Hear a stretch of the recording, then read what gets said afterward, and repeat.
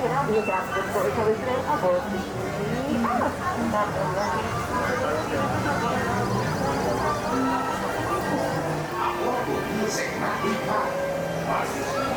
permanezca sentado y mantenga sus manos, brazos, pies y piernas sobre la mesa. Y por favor,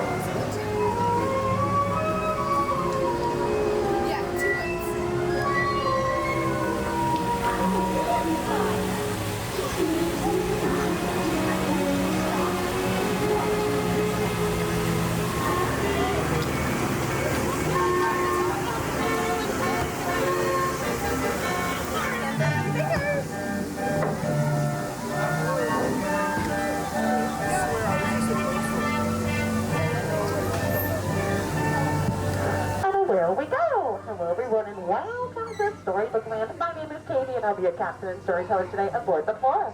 Now for your safety, please remain seated with those hands, arms, feet, and legs inside the boat at all times. And please supervise your little ones so our story doesn't take any unexpected turns.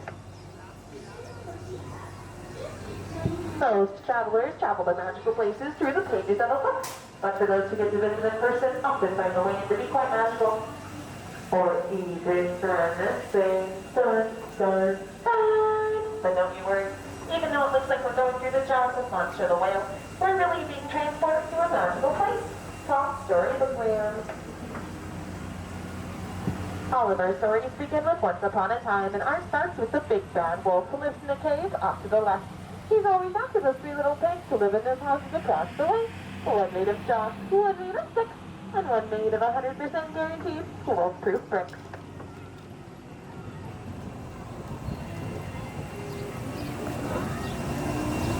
And just around the river bend is the quaint English village home to Alice, where one golden afternoon she chased the white rabbit down the rabbit hole into Wonderland, where she celebrated her very merry birthday with the Mad Hatter and friends.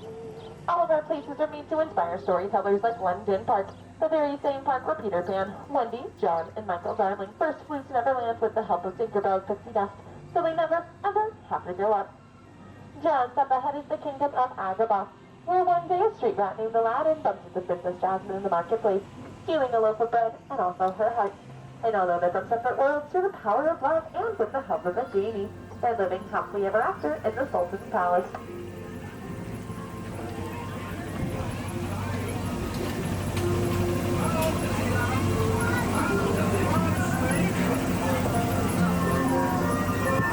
In Storybook Land, love blooms, just like the flowering archways above us.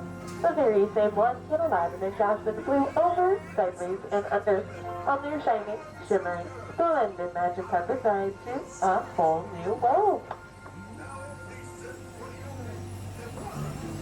All of our stories are filled with love and light, but they're filled with their darkness as well, just like the Cave of Wonders.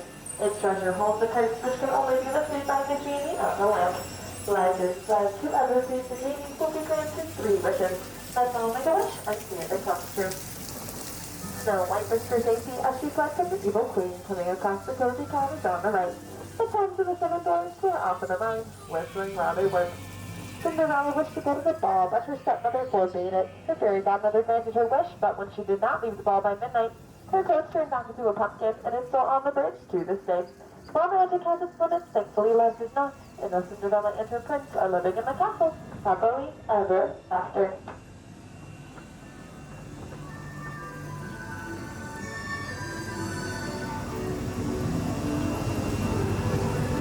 Dreams do come true here in Storybook Land.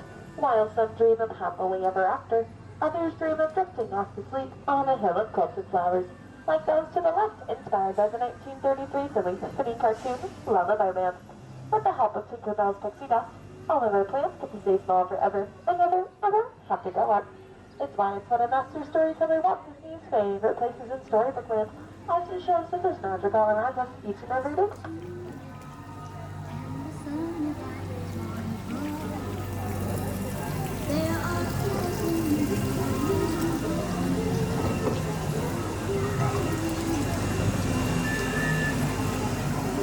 Coming up on the left is the grand, stately, majestic banner, Mr. J. Thaddeus Toad, and oh, but it doesn't look like he's home right now. He must be on his wild ride to nowhere in particular.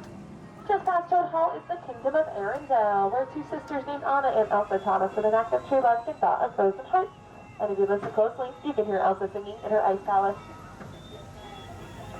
Just past Arendelle is the Alpine Village, where one night a woodcarver named Geppetto wished upon a star for his puppet to become a real boy. And when Pinocchio came to from the belly of Monstro the Whale, his wish came true.